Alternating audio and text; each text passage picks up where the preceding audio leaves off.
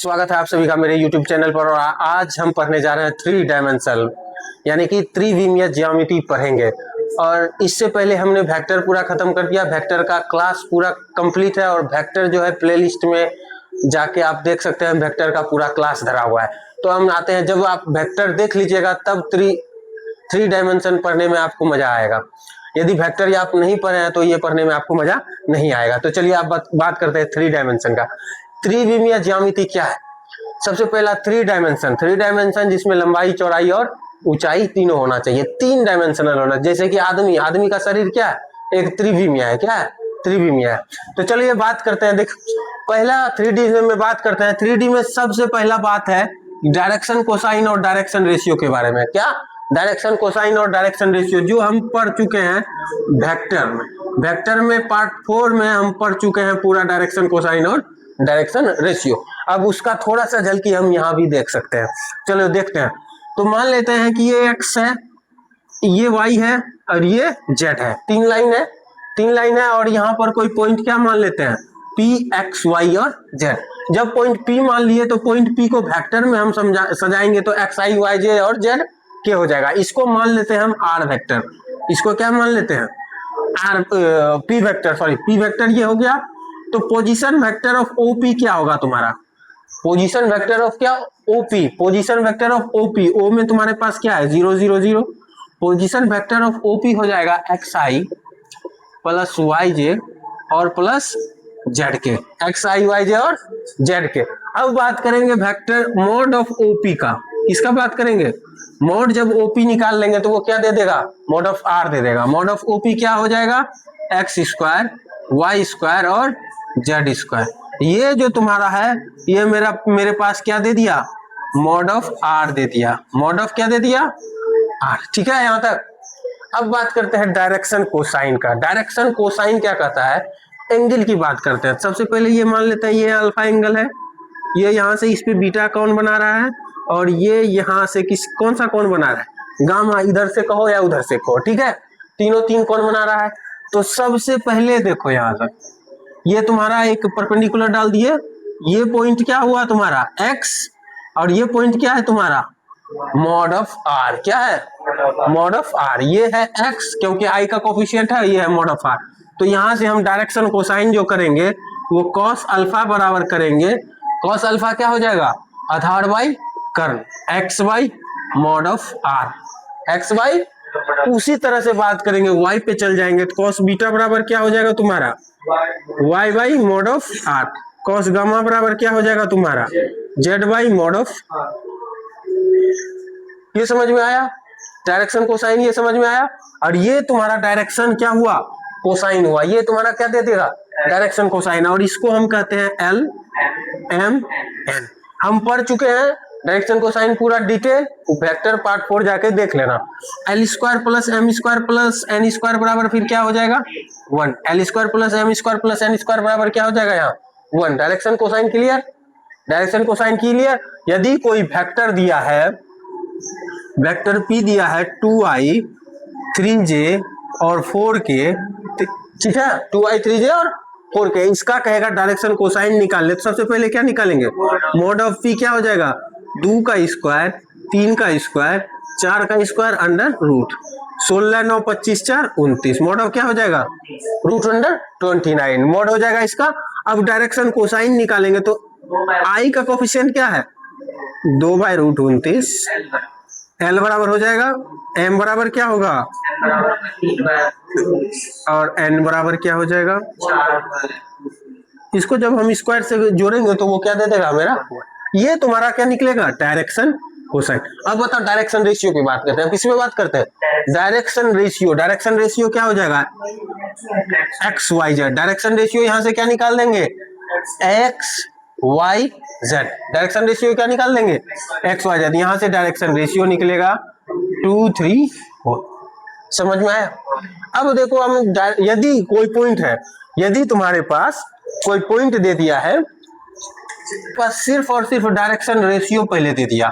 Direction ratio दे दिया 3 7 8 का, तो कुछ भी डायरेक्शन रेशियो दे दिया। ये 3 क्या होगा? x, 7 क्या होगा? y।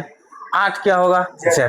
सिर्फ पहले हमको क्या दे दिया, डायरेक्शन रेशियो, और कह रहा है डायरेक्शन कोसाइन निकालने, डायरेक्शन रेशियो दे दिया, कह रहा है डायरेक्शन कोसाइन निकालने, तो निकालेगा कैसे, 3/√अंडर क्या हो जाएगा, 3 का स्क्वायर प्लस 7 का स्क्वायर प्लस 8 का स्क्वायर होगा, 7 बटे फिर क्या हो जाएगा, 3 का स्क्वायर प्लस 7 का स्क्वायर प्लस 8 का स्क्वायर होगा अंडर रूट, और 8 बटे क्या हो जाएगा, 3 का स्क्वायर प्लस 7 का स्क्वायर प्लस 8 का स्क्वायर।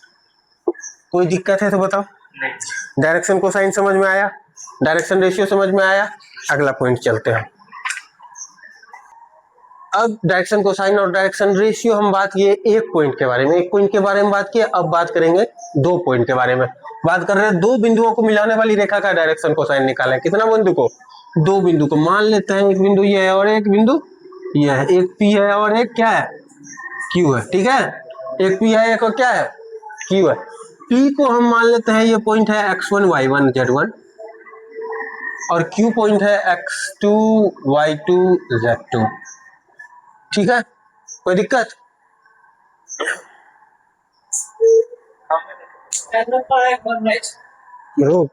रोक। तो हम बात कर रहे थे 2 बिंदुओं का क्या, 2 बिंदुओं को मिलाने वाली रेखा का डायरेक्शन कोसाइन। तो पॉइंट P मान लिया और पॉइंट क्या मान लिया, Q। सबसे पहले बात करूं पॉइंट P का, जो P वेक्टर होगा वो क्या होगा, x1i y1j, ये कह सकते हैं, ठीक है। अब पॉइंट Q का जो वेक्टर होगा वो क्या होगा, x2i y2j z2k, कोई दिक्कत नहीं है, ठीक है, कोई दिक्कत। अब 2 पॉइंट है तो दोनों पॉइंट पे सबसे, जब पॉइंट 2 को दिया रहेगा सबसे पहले क्या काम करेंगे, पोजीशन वेक्टर। सबसे पहले क्या काम करेंगे, पोजीशन वेक्टर ऑफ क्या, PQ, पोजीशन वेक्टर ऑफ क्या, तो x2 minus x1, x2 minus x1i होगा, y2 माइनस y1 j, और फिर क्या होगा, z2 minus z1, position vector निकल गया। और अब जो पोजीशन वेक्टर निकला इसी का तो हमको क्या निकालना है, डायरेक्शन कोसाइन। इसी का क्या निकालना है, इसका डायरेक्शन कोसाइन निकालेंगे। तो ये तुम्हारा क्या पार्ट हुआ, x का, ये y का, और ये। अब डायरेक्शन कोसाइन निकालेंगे, डायरेक्शन कोसाइन निकालेंगे सबसे पहले क्या निकालेंगे, mod of PQ। Mod of PQ क्या होगा जाएगा तुम्हारा, x2 माइनस x1 का whole square plus y2 minus y1 का whole square plus z2 minus z1 का होल स्क्वायर अंडर। क्लियर हुआ, कहीं कोई दिक्कत। अब इसका हमको क्या निकालना है, डायरेक्शन कोसाइन। यदि रेशियो पूछेगा तो क्या होगा, x2 minus x1 y2 minus y1 z2 minus z1। यदि डायरेक्शन कोसाइन पूछेगा तो x by mod of PQ, x क्या है तुम्हारा, x2 minus x1 by mod of PQ, ठीक है, comma y2 minus y1 by mod of PQ, z2 minus z1 by mod of PQ। समझ में आया, ये तुम्हारा क्या हो जाएगा, 2 बिंदु का डायरेक्शन कोसाइन निकल जाएगा, 2 बिंदु का डायरेक्शन रेशियो निकल जाएगा, और पूरा का पूरा चैप्टर जो है इसी पे बेस्ड है, पूरा का पूरा चैप्टर जो है इसी पे बेस्ड है, और चैप्टर खत्म भी है। जानते थे ये किसमें, वेक्टर में हम पढ़ चुके हैं। अब हम 2 एग्जांपल कर लेते हैं, एग्जांपल नहीं भी करते हैं, मान लेते हैं दिया हुआ है, एक एग्जांपल दिया हुआ है, देख लो कि 2 बिंदु है, यहीं पे मान लेते हैं, ये है -2 4 5, ठीक है, और एक बिंदु है 1 2 3, PQ कितना है 1 2 3, ठीक। अब इसका क्या निकालना है, तो सबसे पहले डायरेक्शन कोसाइन निकालना है, तो पोजीशन वेक्टर ऑफ PQ जो निकालेंगे 1 + 2i होगा, 2 - 4j होगा, प्लस का क्या हो जाएगा 3 - 5k होगा, ठीक है। तो कितना हो जाएगा 3i माइनस का 2j माइनस का 2k, कोई दिक्कत। सबसे पहले क्या निकालेंगे, mod of PQ। Mod of PQ क्या हो जाएगा, 3 का स्क्वायर 9, 2 का स्क्वायर 4 4 4 4 8 9 17, क्लियर।